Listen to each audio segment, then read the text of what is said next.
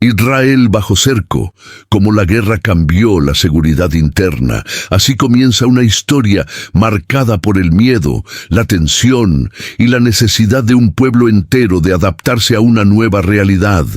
Durante décadas, Israel ha vivido rodeado de enemigos, pero lo que ocurrió después del último conflicto transformó no solo sus fronteras, sino también la vida cotidiana de millones de ciudadanos. Porque de un día para otro, la seguridad dejó de ser un concepto militar y se convirtió en parte de cada conversación, en cada casa, en cada escuela y en cada calle. Las sirenas, que alguna vez sonaban solo en momentos específicos, comenzaron a escucharse con más frecuencia. Las patrullas se multiplicaron. Los retenes aparecieron en lugares que antes parecían tranquilos, y la sensación de que todo estaba bajo vigilancia se volvió parte del aire que respiraban. Lo que sucedió después de la guerra no fue simplemente una victoria o una derrota militar. Fue un cambio profundo en la forma en la que el Estado decidió blindarse por dentro, cerrando cualquier espacio de vulnerabilidad. El gobierno israelí sabía que la guerra había dejado cicatrices profundas, no solo en el territorio, sino en la mente de la gente. Las imágenes de misiles cayendo, de edificios destruidos y de familias corriendo hacia los refugios se quedaron grabadas en la memoria colectiva. Por eso, cuando el conflicto terminó, la estrategia fue clara. Reforzar cada punto débil, levantar un muro invisible y al mismo tiempo impenetrable que mantuviera a raya cualquier amenaza. No importaba el costo, no importaba la incomodidad. La prioridad era una sola, la supervivencia, y así comenzó una nueva etapa. Las fronteras ya no eran simples líneas en un mapa, ahora eran auténticas fortalezas, con drones patrullando día y noche, con sensores capaces de detectar el más mínimo movimiento, con cámaras que no descansaban nunca, y con soldados entrenados para responder en cuestión de segundos. La frontera dejó de ser un límite geográfico para convertirse en una máquina viva de vigilancia. Un organismo que respiraba al mismo ritmo que la paranoia de todo un país, pero la seguridad no se quedó solo en los márgenes. Penetró en las ciudades, en las aldeas, en las carreteras, en los aeropuertos y hasta en los teléfonos de la gente, porque el gobierno entendió que la guerra no terminaba con la firma de un cese al fuego. La guerra se había trasladado al terreno invisible de la información, del espionaje, del control absoluto sobre lo que entraba y salía del territorio, sobre lo que la gente decía y hasta sobre lo que pensaba. El ciudadano común comenzó a notar pequeños cambios en su día a día. Primero fueron las revisiones más largas en los aeropuertos. Después, los detectores de metales en las escuelas. Más tarde, las cámaras en las plazas y en los mercados. Y finalmente, la sensación de que ningún lugar era completamente privado, en los cafés, en los transportes públicos, en las universidades. Siempre había alguien observando, siempre había un ojo electrónico que lo registraba todo, lo que para algunos era una garantía de protección. Para otros, se convirtió en una carga insoportable, una prisión sin barrotes, donde la libertad se sacrificaba en nombre de la seguridad. Sin embargo, la mayoría aceptó ese destino, porque después de haber vivido el horror de la guerra, la gente prefería ceder su intimidad a cambio de no volver a sentir el temblor de los misiles sobre sus cabezas. Esta nueva realidad fue moldeando a la sociedad israelí. Los niños crecían acostumbrados a pasar por controles, a ver soldados armados en las esquinas, a escuchar historias de atentados frustrados gracias a la vigilancia. Los jóvenes asumían que cada mensaje en su celular podía ser monitoreado, que cada llamada podía estar bajo escucha y que cada movimiento en redes sociales quedaba registrado. Israel se transformó en una nación que vivía bajo un cerco invisible. Un cerco que no se podía tocar, pero que se podía sentir en cada respiración.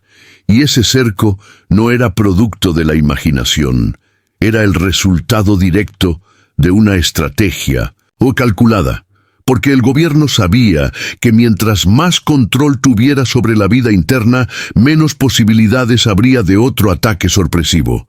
Y así, la seguridad interna se convirtió en la obsesión nacional, una obsesión que lo invadía todo, desde las políticas más grandes hasta los gestos más pequeños de la vida diaria. La seguridad en Israel después de la guerra dejó de ser un tema exclusivo de políticos y militares para convertirse en una conversación común en los hogares, en los centros de trabajo y hasta en las reuniones familiares. La pregunta ya no era qué tan fuerte era el ejército, sino qué tan protegido estaba cada ciudadano frente a un nuevo ataque. Las familias hablaban de refugios antibombas, como si se tratara de remodelaciones de la casa. Los niños aprendían desde pequeños rutas de evacuación y protocolos de emergencia. Y las autoridades locales organizaban simulacros casi cada mes. Los barrios comenzaron a transformarse. En muchas ciudades aparecieron muros más altos, rejas reforzadas, puertas con sistemas electrónicos de seguridad, y todo eso se normalizó con una rapidez sorprendente, porque el miedo había cambiado la percepción de lo que era normal. La guerra había enseñado que nada era exagerado cuando se trataba de proteger la vida, así que cada calle comenzó a parecer un pequeño bastión, cada casa un mini refugio. Cada ciudadano un vigilante dispuesto a denunciar cualquier movimiento sospechoso. La cultura de la denuncia se fortaleció. Un vecino que veía algo extraño ya no lo ignoraba, lo reportaba. Una mochila olvidada en una parada de autobús se convertía en un operativo. Un coche estacionado demasiado tiempo frente a una escuela levantaba sospechas, y la población asumió ese papel con disciplina porque entendieron que la seguridad ya no dependía únicamente de los soldados, dependía de todos. Y esa mentalidad fue moldeando un país donde cada mirada cargaba con la responsabilidad de detectar lo que pudiera convertirse en peligro, pero no todo era visible. Detrás de los muros y las patrullas se escondía un aparato aún más poderoso: el espionaje digital. Los sistemas de inteligencia israelíes habían aprendido durante la guerra que la información era el arma más letal, y decidieron no soltarla nunca más, con softwares avanzados, con algoritmos capaces de interceptar mensajes en segundos y con redes de informantes que se multiplicaban en cada rincón. El país se transformó en un laboratorio de vigilancia, donde cada dato, cada llamada, cada correo electrónico tenía valor estratégico para la gente común. Esto se sentía en detalles sutiles: un correo que tardaba más en enviarse, una llamada con un eco extraño, un perfil de redes sociales que desaparecía de la noche a la mañana. Pero detrás de esas pequeñas señales había todo un ejército digital analizando millones de conversaciones, buscando patrones, detectando amenazas. Y aunque muchos se quejaban de la pérdida de privacidad, pocos estaban dispuestos a renunciar a esa red de control que, al menos en apariencia, mantenía las bombas alejadas. La guerra también había mostrado otra verdad dolorosa: que los enemigos no solo estaban fuera de las fronteras, también podían estar dentro. Y eso llevó al gobierno a intensificar los chequeos internos: ciudadanos árabes israelíes, inmigrantes recientes, incluso personas con doble nacionalidad. Todos comenzaron a vivir bajo una lupa constante. Sus movimientos eran rastreados, sus cuentas revisadas, sus conexiones investigadas, lo que provocó tensiones sociales, discriminación y un clima de sospecha que amenazaba con dividir más a una sociedad ya fracturada por el conflicto. En los aeropuertos, las medidas se duplicaron. Los pasajeros pasaban por múltiples controles. Los equipajes eran revisados con minuciosidad casi obsesiva, y las entrevistas con agentes de seguridad se convirtieron en un ritual obligatorio. Quien viajaba desde Oasis a Israel sabía que enfrentaría largas horas de inspección, y para muchos, esa experiencia era la prueba viva de que el país se había transformado en una fortaleza sitiada, donde nada ni nadie entraba sin ser examinado hasta el último detalle. Las ciudades fronterizas vivieron el cambio con mayor intensidad, porque ahí la guerra había dejado cicatrices más profundas. Los habitantes aprendieron a vivir con drones zumbando sobre sus cabezas día y noche, con el ruido de vehículos blindados recorriendo las carreteras y con soldados instalados en puestos de control cada pocos kilómetros.